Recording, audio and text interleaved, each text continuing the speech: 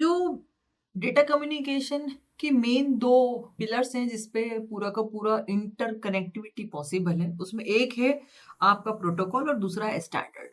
Standard जो कि एक पर्टिकुलर मॉडल है जिसके बेस पे कोई भी नया प्रोडक्ट अलग अलग मैन्युफैक्चरर जो है वो डेवलप कर सकते हैं।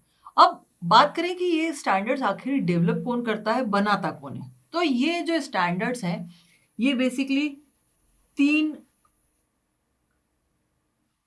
लेवल्स पे ये कह सकते हैं कि बनाने के बाद और कौन इसको अप्रूव करवाता है या कौन अप्रूव करता है, इसके हिसाब से यहाँ पे ये जो तीन कमिटीज हैं या जो तीन चीजें हैं ये आपस में कोऑपरेट करती है, तभी जाके एक स्टैंडर्ड जो है वो डेवलप होता है। इसमें होता है एक स्टैंडर्ड कमेटी, दूसरा है फोरम और तीसरा है रेगुलेटरी या रेगुलेटरी एजेंसी या रेगुलेशन एजेंसी, कुछ भी बोल सकते हैं। इस तरीके की एजेंसीज होती हैं जो कि रेगुलेशन के लिए यूज की जाती है या होती हैं अवेलेबल। अब बेसिकली स्टैंडर्ड कमेटी जो है बहुत सारे different different non profit organisations हैं। हम एक एक को अभी एक एक करके देखेंगे। तो सबसे पहला जो स्टैंडर्ड कमेटी है वो है ISO. ISO which stands for international standard organisation. ये एक नॉन गवर्नमेंट, मतलब किसी भी गवर्नमेंट ने नहीं बनाया, इसे नॉन गवर्नमेंट ऑर्गेनाइजेशन कहते हैं। ये डेवलप हुआ था 1947 में और इसका जो मेन पर्पज है क्यों बनाया गया, इट इज डेडिकेटेड कि हम स्टैंडर्ड्स बना सकें डेटा टेलीकम्युनिकेशन के लिए। और ये स्टेब्लिश हुआ था, नॉर्थ अमेरिका से स्टार्ट हुआ था ऑर्गेनाइजेशन, जिसका हेडक्वार्टर अभी जिनेवा में है, स्विट्जरलैंड में। और ये जो आईएसओ है इट वर्क्स बेसिकली, क्योंकि एक बहुत बड़ा ऑर्गेनाइजेशन है तो ये बहुत सारी, मतलब सारी मोस्टली 160 कंट्रीज के अलग अलग नेशनल बॉडीज जो हैं, अलग अलग नेशनल कमिटीज हैं, उन सबको मिला के बनाया हुआ एक बहुत बड़ा ऑर्गेनाइजेशन है। So it's a largest organisation, बहुत बड़ा काम करता है। और स्टैंडर्ड जितने भी हैं वो आईएसओ सर्टिफाइड होते हैं। तो आईएसओ जो इंटरनेशनल स्टैंडर्ड ऑर्गेनाइजेशन है उसका जो है काम, वो बहुत सारे प्रोप्राइटरी या इंडस्ट्रियल या कमर्शियल स्टैंडर्ड जो है बनाए जाते हैं। नॉट ओनली, सिर्फ ये नहीं है कि ये सिर्फ डेटा कम्युनिकेशन के लिए बनाते हैं, ये और भी दूसरे पर्पसेस हैं, जैसे कि हेल्थ केयर में है, मेडिकल फील्ड में है, मेडिकल इक्विपमेंट्स हैं, इस तरीके के और भी बहुत सारी चीजें हैं या और बहुत सारी फील्ड्स हैं अदर देन इंजीनियरिंग, जिसके लिए आईएसओ क्या बनाता है, स्टैंडर्ड्स डेवलप करता है। डेवलप मतलब उसकी जो बॉडीज हैं उन बॉडीज को काम दिया गया है, वो अपना अपना काम कोई ना कोई स्टैंडर्ड पे वो काम करते रहते हैं और वो स्टैंडर्ड जब बन जाता है तो वो आईएसओ के अंतर्गत ही कहलाता है। इसी के अलावा आईएसओ बहुत और भी बहुत सारे काम करता है, जैसे कि टेक्निकल रिपोर्ट्स प्रोड्यूस करता है या पब्लिश कराते हैं, टेक्निकल स्पेसिफिकेशन देते हैं, मैनुअल्स जो हैं, जितने भी इक्विपमेंट्स हैं उनके मैनुअल्स बने हुए रहते हैं तो उसे टेक्निकल स्पेसिफिकेशन कह सकते हैं। या फिर गाइडलाइंस है या गाइड्स जो हैं बनती हैं, किसी भी इक्विपमेंट का मैनुअल है, गाइड है, या ऐसी बहुत सारे जो टेक्निकल रिपोर्ट्स जिन्हें हम कह सकते हैं वो बनाना भी इस ऑर्गेनाइजेशन के थ्रू होता है। और उसकी जो नेशनल बॉडीज हैं वो इस पे काम करती है और बाद में उसको आईएसओ सर्टिफाई कर दिया जाता है।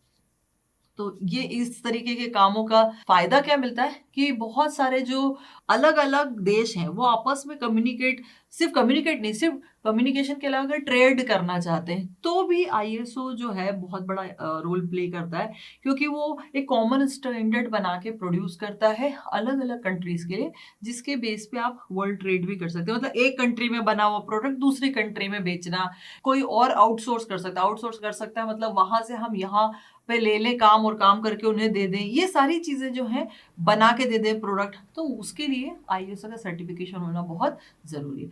सिर्फ इंजीनियरिंग नहीं, बहुत सारी और फील्ड्स हैं, टेक्नोलॉजी की या हेल्थ केयर की, उन सभी में आईएसओ अपना सर्टिफिकेशन देता है। पहले नेशनल बॉडीज जो है वो एक स्टैंडर्ड डेवलप करती है, उसके बाद ही सर्टिफिकेशन होता है। So this is one type of organisation. ये सारे ही नॉन प्रॉफिट ऑर्गेनाइजेशंस होते हैं और ये नॉन गवर्नमेंट, मतलब किसी गवर्नमेंट से बनाए गए नहीं है। ये पूरे वर्ल्ड वाइड जो है एक छोटी छोटी कमिटीज हैं जो इसके अंदर एनरोल्ड है, बनी हुई है। उसी तरीके का एक और ऑर्गेनाइजेशन है जो 1970 में डेवलप हुआ और वो था ITU, that is known as international telecommunication union. अब इसमें बाद में इसको आईटीयूटी कर दिया गया है, तो ये मैं बता रही हूँ क्यों कर दिया गया है। बहुत सारे जो टेलीकम्युनिकेशन के स्टैंडर्ड्स हैं पहले कुछ नेशनल स्टैंडर्ड्स और फिर बाद में इंटरनेशनल स्टैंडर्ड जो है वो बनाए गए इंटरनेशनल टेलीकम्युनिकेशन यूनियन द्वारा 1970 से स्टार्ट हुआ था। और काम वही है कि भाई टेलीकम्युनिकेशन करना है, मतलब एक कंट्री को दूसरे कंट्री से भी अगर कम्युनिकेट करना है तो नेसेसरी है कि नेशनल कम्युनिकेशन और इंटरनेशनल कम्युनिकेशन कुछ बेसिक स्टैंडर्ड जो है वो फॉलो करें। तो वो नेशनल स्टैंडर्ड्स को आप पहले यूज करें, फिर उसके बाद उसको इंटरनेशनली स्प्रेड करें। ये सारा काम कौन करता है? इंटरनेशनल टेलीकम्युनिकेशन यूनियन करता है। और स्पेशली ये टेलीकम्युनिकेशन जैसे कि चाहे टेलीग्राफी हो या टेलीविजन हो, बाद में जाके ये डेटा कम्युनिकेशन के स्टैंडर्ड्स के लिए भी काम करता है। पहले इसकी कमेटी जो थी, जो कि एक पार्ट था यूनाइटेड नेशंस जो है, उन्होंने बनाई थी इंटरनेशनल टेलीकम्युनिकेशन यूनियन की एक कमेटी थी जो कंसल्टेटिव कमेटी थी for international telegraphy and telephony, जिसे CCITT कहा जाता था। तो ये जो कमेटी थी वो मेनली काम करती थी रिसर्च, और रिसर्च किस फील्ड में? टेलीकम्युनिकेशन के फील्ड में और फोन की फील्ड में और डेटा के फील्ड में। तो इसी को बाद में CCITT को बना दिया गया 1993 में। जो पार्ट था उसी को कन्वर्ट करके ITUT कर दिया गया, मतलब इंटरनेशनल टेलीकम्युनिकेशन यूनियन, और लास्ट में लगा दिया ये टी, जिससे टेलीकम्युनिकेशन स्टैंडर्ड सेक्टर डिफाइन होता है। तो ये लास्ट का जो टी है वो है टेलीकम्युनिकेशन, ये है टेलीकम्युनिकेशन स्टैंडर्ड सेक्टर। तो ये भी एक कमेटी है जो कि काम करती है, ITU के नाम से ही क्लियर है कि ये इंटरनेशनल टेलीकम्युनिकेशन। इसी तरीके की और भी कमिटीज हैं, जैसे कि ANSI, ये है अमेरिकन नेशनल स्टैंडर्ड इंस्टीट्यूट। ये नाम में इसके अमेरिका जरूर है, लेकिन ये भी एक नॉन प्रॉफिट कॉरपोरेशन है, और ये यूएस की किसी भी गवर्नमेंट फेडरल बॉडी से जुड़ी हुई नहीं है, किसी से भी अप्रूव्ड नहीं है, बट फिर भी इसके नाम में अमेरिकन नेशनल स्टैंडर्ड इंस्टीट्यूट दिया। इवन तो इसके सारे जो काम है, जो स्टैंडर्ड बनाने के काम है, वो मोस्टली अमेरिकन सिटीजन के जो वेलफेयर के लिए काम करते हैं, वो उसको प्राइमरी इंपॉर्टेंस देती है, क्योंकि उसके नाम में है, क्योंकि अमेरिकन स्टैंडर्ड ही है तो वो बनाते हैं।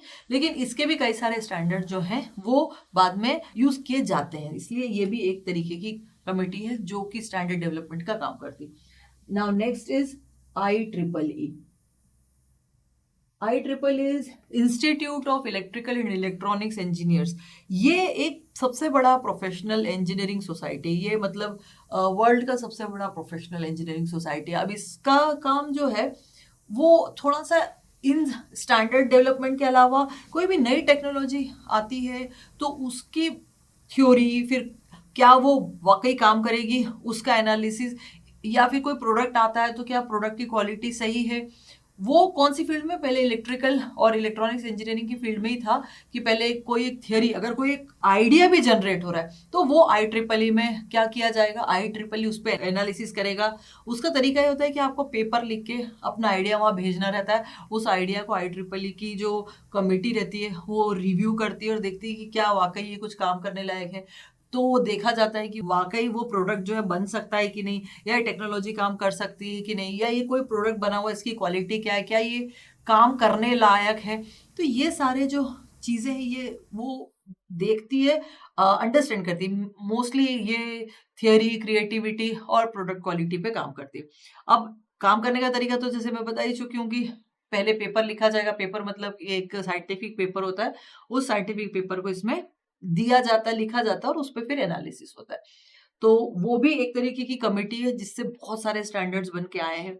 इसी तरीके का एक और कमेटी है EIA, that is electronic industry association. ये इलेक्ट्रॉनिक इंडस्ट्री बहुत मेनली स्टैंडर्ड डेवलप, और बहुत सारे स्टैंडर्ड जो है डेटा कम्युनिकेशन के, जो कि इलेक्ट्रॉनिक इंडस्ट्री एसोसिएशन ने ही बना के दिए हैं। क्योंकि जब भी आप कोई एक पर्टिकुलर चीज, जो कनेक्टर्स हैं या दो कंप्यूटर्स को जोड़ने के लिए केबल हैं, तो उन सब के जो स्टैंडर्ड्स बने हैं वो मोस्टली EIA से निकल के बने गए हैं। इसका बहुत बड़ा एक रोल है फिजिकल कनेक्शन स्टेब्लिश करने के लिए, इंटरफेसेस बनाने के लिए, या फिर सिग्नलिंग डिफाइन करने के लिए, सिग्नलिंग स्पेसिफिकेशन जो डेटा कम्युनिकेशन के लिए जरूरी होती है, उन सभी चीजों में EIA का बहुत बड़ा रोल है। साथ ही साथ ये जो है EIA, ये एक और काम करती है कि पब्लिक अवेयरनेस भी प्रोवाइड करती है थ्रू एजुकेशन। जिसे आप कहते हैं ना, जैसे पंपलेट बांट दिए, तो वैसे ही EIA क्या है कि कुछ मटेरियल जो है वो जनरेट करके देता है, या किसी एक प्रोडक्ट को मार्केटिंग करनी है तो उसकी लॉबिंग भी करते हैं।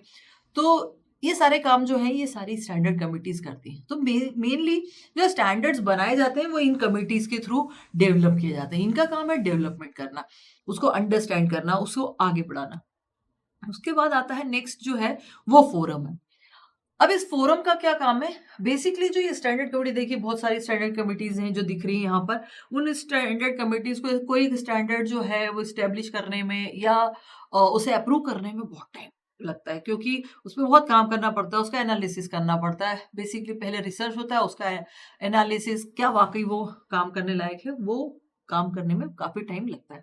तो इन फोरम्स का क्या काम है कि ये इस प्रोसेस को क्या करती है, थोड़ा सा फास्ट करती है, ताकि ये स्टैंडर्ड जो है थोड़ा सा फास्ट बने और मार्केट में अवेलेबल हो। तो इसके लिए ये क्या फोरम क्या करती है कि अलग अलग चीजें, अलग अलग ग्रुप्स हैं, चाहे आप यूनिवर्सिटीज के बारे में बात कर लें या किसी एक कंपनी का R&D है, उन सबको ये क्या करती है, कोलैबोरेट करती है और उसके साथ उस स्टैंडर्ड को, क्योंकि ये कमेटी जो है बना रही है, ये थोड़ा स्लो प्रोसेस रहती है, तो ये उस स्टैंडर्ड को लेती है, उसको यूजर तक दे देती है। क्यों देती है? ताकि उसे टेस्ट कर पाए, फिर उसको इवेल्युएट कर पाए और लास्ट में उसको स्टैंडर्डाइज कर पाए, ताकि न्यू टेक्नोलॉजी मार्केट में आ पाए। तो ये जो फोरम का काम है वो कोई भी एक प्रोसेस है जो कि ये स्टैंडर्ड बॉडीज कर रही हैं, उसको थोड़ा सा फास्ट करना है और उसको कहीं ना कहीं कंक्लूजन तक लेके जाना है कि हाँ, या तो ये यूज करने लायक है या तो ये यूज करने लायक नहीं है। तो वो यूजर को दे देंगे, मार्केट में दे देंगे, उसको किसी एक रिसर्च एंड डेवलपमेंट फील्ड में डाल देंगे कि इसको टेस्ट करके बताइए।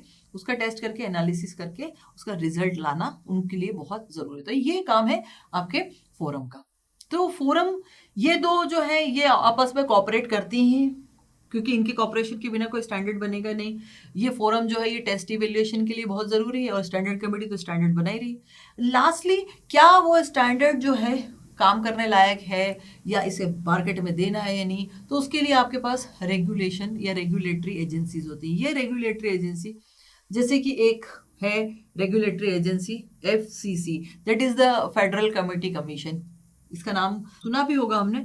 जैसे कि अगर आप एक मोबाइल के बारे में बात करें मेनली, तो ये जो FCC है ये स्पेक्ट्रम बांटने का काम करती है। स्पेक्ट्रम बांटना मतलब स्पेक्ट्रम को ऑक्शन करती है कि कौन से स्पेक्ट्रम पे कौन सी कंपनी को दिया गया है।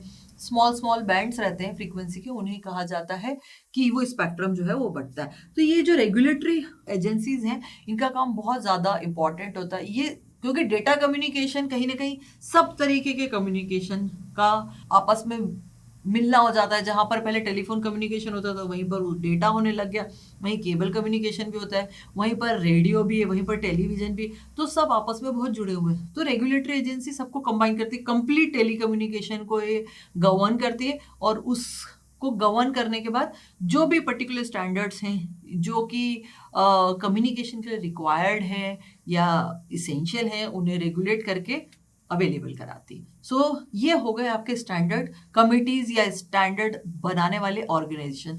ये ऑर्गेनाइजेशन जिसके ये 3 पार्ट अभी हमने डिस्कस किए।